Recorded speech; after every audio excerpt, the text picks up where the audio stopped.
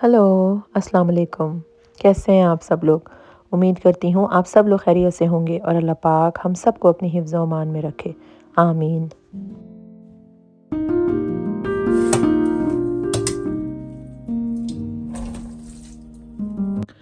आज बन रहे थे पास्ता। मेरे बच्चों को पास्ता बहुत पसंद है और बच्चे स्कूल से आने वाले थे। तो बस मैंने सोचा कि जल्दी-जल्दी उनके आने से पहले पास्ता बना लूँ क्योंकि वो स्कूल से थके हुए आते हैं और मुझे अपने सबसे छोटे बेटे की वजह से ज़्यादा टेंशन रहती है कि वो स्कूल से आए, भूखा होता है तो फ़ौरन ही आके खा ले। यहाँ मैंने पास्ता तो उबाल लिए थे और अब मैं बना रही हूँ इसकी सॉस। वैसे तो पास्ता की बहुत तरीके की सॉस बनती है, लेकिन नॉर्मली जब मैं आम दिनों में मैं बनाती हूँ, वो मेरे बच्चों को बहुत पसंद है और बहुत ही सिंपल और ईज़ी है। पास्ता पेस्ट लेती हूँ, टोमेटो पेस्ट ले लें, वो लेकर उसके अंदर मैं नमक डालती हूँ, पिसी हुई लाल मिर्चें और चाहे तो इसमें चिकन डाल दें, अगर चिकन अवेलेबल है। वैसे ये टिन है, ट्यूना फ़िश के टिन होते हैं और ये हर वक़्त अवेलेबल होते हैं। और इसके अलावा इसमें हरी मिर्ची भी 2 काट के डाल देती हूँ। ज़्यादा नहीं डालती क्योंकि बच्चों ने खाना है, तो बस 2 हरी मिर्चें काट के डाल देती हूँ। शिमला मिर्च हो तो शिमला मिर्च डाल देती हूँ या जो भी सब्ज़ी आपके पास अवेलेबल हो या आपके बच्चे खाते हों। जैसे इसमें हरी प्याज़ भी डल सकती है, शिमला मिर्च डल सकती है, गोभी डल सकती है। जो भी सब्ज़ी आप पसंद करते हो वो डाल सकते हैं।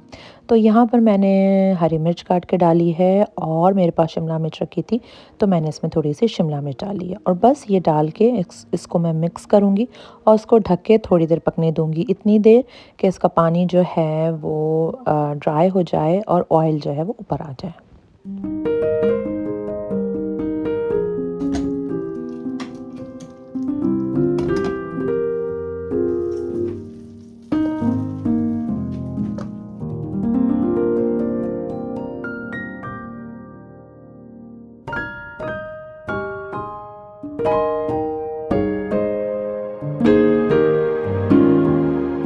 मज़ेदार पास्ता तो हो गए थे तैयार और इस वक्त मेरे आ गए थे हस्बैंड भी खाना खाने। वैसे वो दोपहर में अक्सर नहीं आते। अहमद को जब स्कूल से लेकर आते हैं तो उस वक्त आते हैं, लेकिन आज जल्दी आ गए थे। तो बस गरम-गरम पास्ता तैयार हुए थे तो फिर मैंने उनको खाना सर्व किया और उसके साथ उन्होंने ली ग्रीन टी।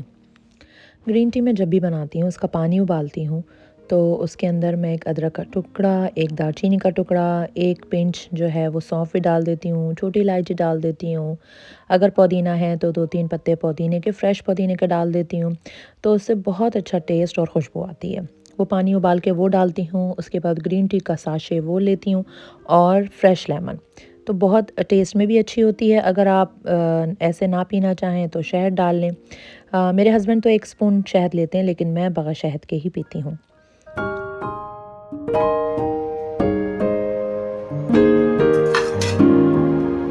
अपने हस्बैंड को गरम-गरम पास्ता खाता देखकर मेरा भी दिल चाहने लगा कि मैं भी गरम-गरम खा लूँ और यही सोच के मैंने सोचा कि मैं भी अपने लिए ले आऊँ। और इसके बाद क्योंकि बच्चों ने आ जाना था और मेरी बेटी का अपॉइंटमेंट था, तो मुझे उसको लेके वहाँ भी जाना था। बस बच्चों ने आना था और फ़ौरन ही अपॉइंटमेंट था, तो उसके लिए थोड़ा पहले भी निकलना था। तो मुझे ऐसा लगा कि यही सही वक़्त है कि खा लूँ, क्योंकि उसके बाद शायद काफ़ी देर हो जाए और पास्ता भी ठंडे हो जाएँगे और गरम खाने का तो मज़ा ही अलग है।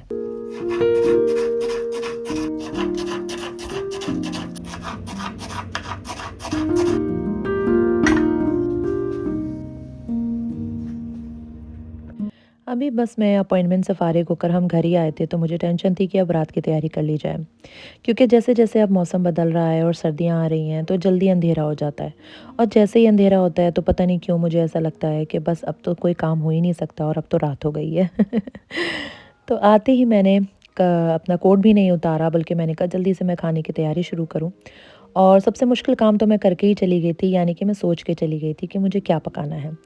तो मेरा इरादा था कि मैं आलू गोश्त बनाऊँगी, तो इसलिए मैंने सोचा कि फटाफट मैं आलू गोश्त चढ़ा दूँ, वो पकता रहेगा तो फिर मैं नमाज़ अदा कर लूँगी। तो यहाँ मैं आलू गोश्त की तैयारी कर रही हूँ। मैंने पैन में ऑयल डाला और उसमें मैंने प्याज़ काट के डाल दी। उसको ब्राउन करने के लिए रखा और साथ-साथ मैंने टमाटर भी काट लिए और गोश्त भी धो लिया।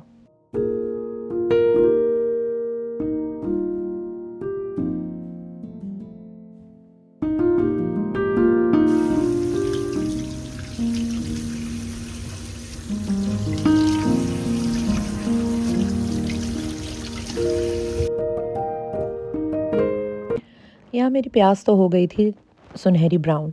तो इसमें मैंने धुला हुआ गोश्त डाला, उसको ज़रा सा भूनूंगी और उसके बाद उसमें लहसुन अदरक का पेस्ट डाल दूँगी। लहसुन अदरक का पेस्ट डाल के भी भूनूंगी और उसके बाद उसमें टमाटर और सारे स्पाइसेस डाल दूँगी। स्पाइसेस में वही आम से स्पाइसेस हैं जो सारे खानों में डलते हैं और सभी को पता है, जिसमें मैं नमक, पिसी हुई लाल मिर्चें, ज़रा सी हल्दी, पिसा हुआ धनिया और ज़रा सा पिसा हुआ गरम मसाला डालूँगी और उसको अच्छी तरह से भूनूँगी कि टमाटर और प्याज अच्छी तरह से भुन जाए। और उसके बाद उसमें पानी डालकर और गोश्त गलने के लिए ढक के रख दूँगी।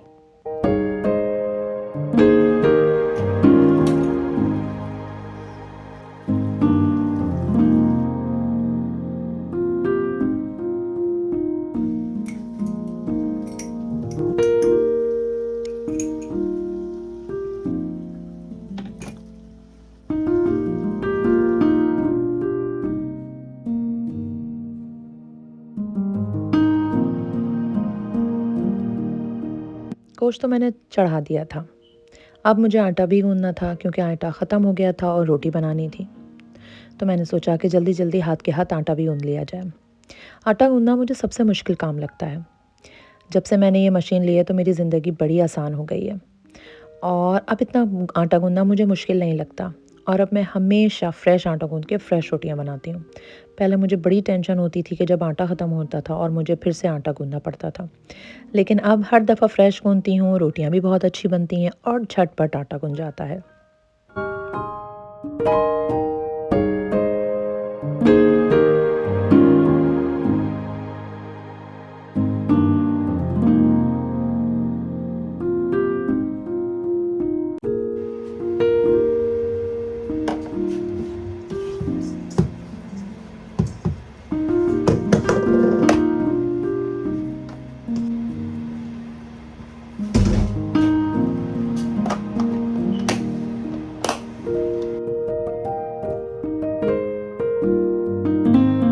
बच्चे जब बड़े हो जाते हैं तो उनकी पसंद भी अलग हो जाती है और फरमाइशें भी बहुत बढ़ जाती हैं। किसी को शोरबे वाली चीज़ पसंद है तो किसी को ड्राई चीज़ें पसंद है, किसी को चावल पसंद है तो किसी को रोटी पसंद है। सबकी पसंद का ख्याल रखना और सारे बच्चों को और सबको हस्बैंड को एक ही पेज पे लेकर आना ज़रा मुश्किल काम हो जाता है। लेकिन बस कोशिश ऐसी होती है मेरी कि ऐसा खाना बनाऊं कि सब शौक़ से खा लें। तो आलू गोश्त ऐसी चीज़ है जो सारे बच्चे ही शौक़ से खा लेते हैं और लगता भी बहुत मज़े का है। तो बस यहाँ तैयारी हो रही है आलू गोश्त की ही और मैंने कहा आलू छील के रख लूँ ताकि जैसे ही गोश्त हो आलू डाल दिए जाएँ।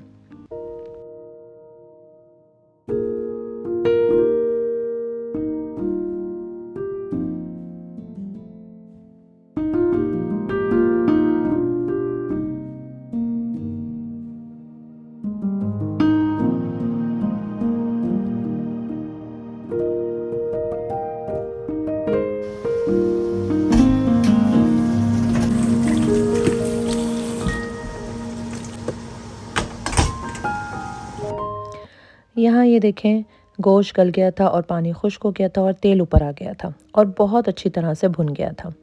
अब इसके अंदर मैं डालूँगी थोड़ा-सा योगर्ट और योगर्ट मैं लूँगी सिर्फ 2 टेबल स्पून। के बाद मैं इसकी अच्छी तरह से तेज़ आंच पे ही भुनाई करूँगी और उसके बाद उसमें आलू डाल के पानी डालकर और आलू को गलने के लिए छोड़ दूँगी। चूँकि इसमें आलू भी डलने होते हैं और उसको भी गलने का टाइम दिया जाता है, तो गोश्त को उसी हिसाब से इतना गलाया जाता है कि आलू के साथ वो और गल जाए। अगर पूरा फुल डन कर लें गोश्त को, तो जब आलू हम गलने के लिए रखते हैं तो गोश्त चूरा-चूरा हो जाता है। तो इस बात का ख़्याल रखना बहुत ज़रूरी होता है।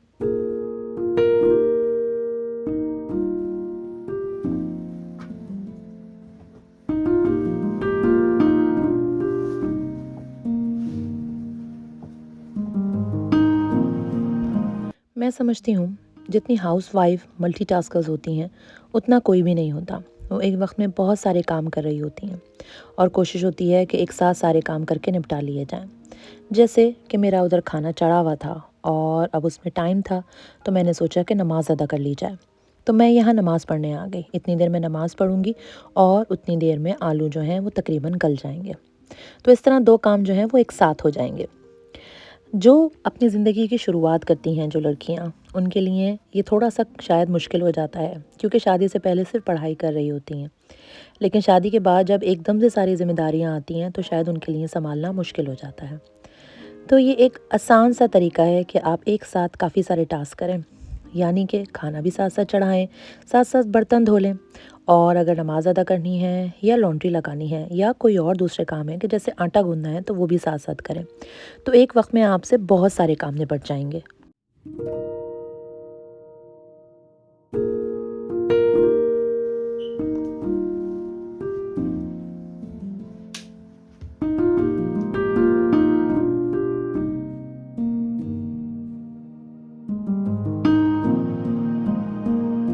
यहाँ अल्हम्दुलिल्लाह मेरा खाना तैयार हो गया था और इसको बस मैंने गार्निश किया हरे धनिये से और हरी मिर्चों से और मेरा खाना मज़ेदार तैयार था।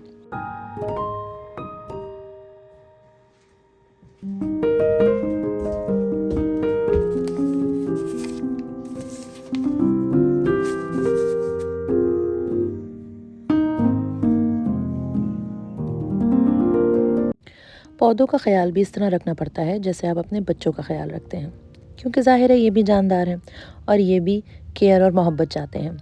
अगर आप इनकी केयर करें और इनको मोहब्बत से ट्रीट करें तो फिर ये बहुत फलते फूलते हैं।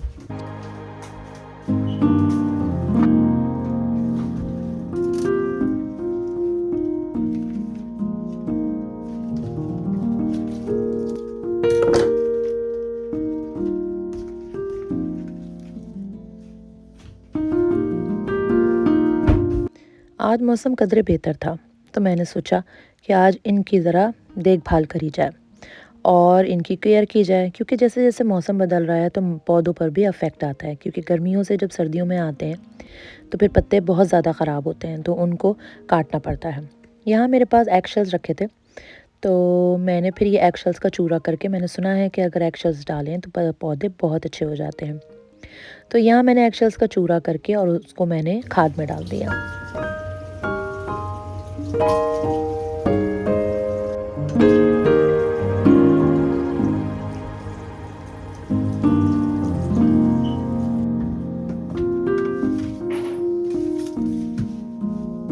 सिर्फ फ्रेश पौधों का ही नहीं बल्कि आर्टिफिशियल फ्लावर्स का और प्लांट्स का भी ख्याल रखना पड़ता है।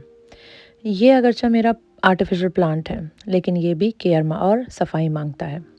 घर को सजाना तो बहुत आसान होता है, लेकिन सबसे अहम चीज़ होती है कि उसकी सफाई का ख्याल रखा जाए और उसको मेंटेन किया जाए। तो काफ़ी अरसे से मैंने इनके पत्तों को साफ़ नहीं किया था और मुझे ऐसा लग रहा था कि इस पे काफ़ी धूल मिट्टी आ गई है। तो फिर मैंने लगे हाथों ये वाला प्लांट भी साफ़ कर लिया।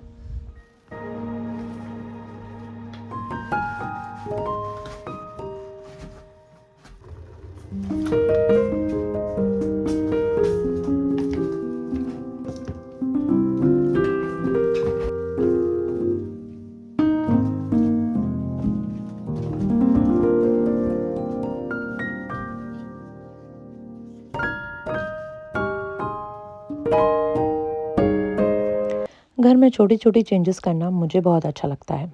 जो चीज़ें ऑलरेडी आपके पास हैं, उनको आगे-पीछे कर देना, उनकी जगह चेंज कर देना, उससे भी नया लुक आता है।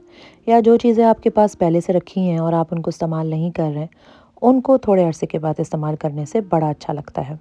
ये लैंप मेरे पास काफ़ी दिनों से रखा हुआ था और इसको अब इस्तेमाल नहीं करते थे क्योंकि उसकी जगह नए लैंप आ गए थे। तो मैंने सोचा इस लैंप को यहाँ रखकर थोड़ी-सी रोशनी और थोड़ा-सा लाइटिंग इफ़ेक्ट क्रिएट किया जाए, क्योंकि लाइटिंग से बहुत अच्छा लुक आता है। तो यहाँ मैंने ये लैंप रखा और ये देखिए कितना अच्छा लग रहा है। एकदम से लुक ही बदल गया। बहुत प्यारा लग रहा है। ये दिन में भी इतना प्यारा लग रहा था और रात के वक़्त तो और भी प्यारा लग रहा था।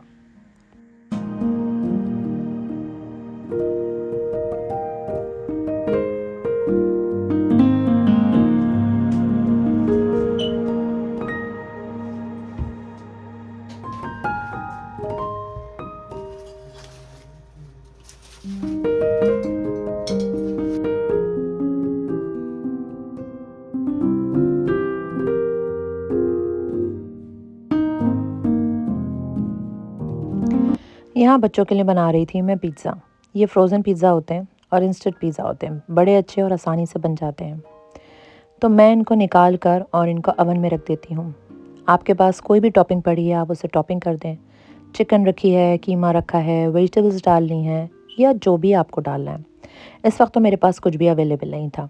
वैसे अमूमन मैं चिकन वगैरह और शिमला मिर्च वगैरह डाल देती हूँ। तो इस वक्त बस मैंने इसको दोबारा से थोड़ी सी चीज़ की एक और लेयर दी, क्योंकि बच्चों को ज़रा चीज़ी पिज़्ज़ा अच्छा लगता है। ये सस्ते भी होते हैं और आसानी से तैयार हो जाते हैं, और बच्चे शौक़ से भी बहुत खाते हैं, बहुत इंजॉय करते हैं। बच्चे ही क्या, हम भी बहुत इंजॉय करते हैं, बहुत अच्छा लगता है। जब से ये पिज़्ज़े आए हैं तो मेरा पिज़्ज़ा बनाने से जान छूट गई है। जब भी बच्चों का पिज़्ज़ा खाने का दिल चाहता है, फटाफट ये फ्रोज़न पिज़्ज़ा निकाल के और उस पर टॉपिंग करके बच्चों को दे देती हूँ, और बच्चे खुश हो जाते हैं। उसके साथ मैंने 2 पैटीज़ रख दिए थे, मेरे पास ये भी फ्रोज़न बने हुए रखे थे। तो मेरा दिल चाह रहा था, शाम का वक्त था और मेरा दिल चाह रहा था कि कुछ खाऊं, तो मैंने कहा कि आज कॉफ़ी के साथ पेटीज़ खाते हैं। तो यहाँ मैंने पेटीज़ निकाले और इसके ऊपर मैंने एग वॉश लगाया, और अब मैं इसको अवन में रख दूँगी थोड़ी देर, तो पिज़्ज़ा और पेटीज़ दोनों साथ तैयार हो जाएंगे।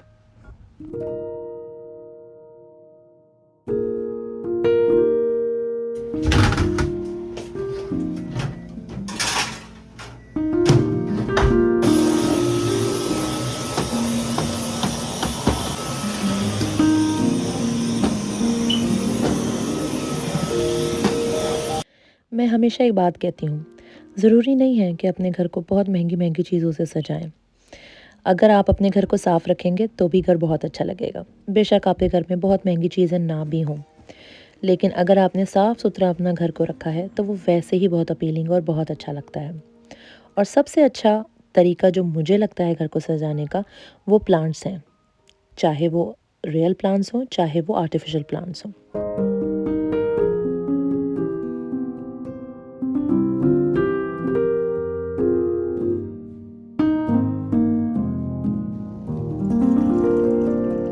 मेरे पेटीज़ तो हो गए थे तैयार, तो मैंने सोचा बनाई जाए ब्लैक कॉफ़ी और एंजॉय किया जाए इस सर्दी को।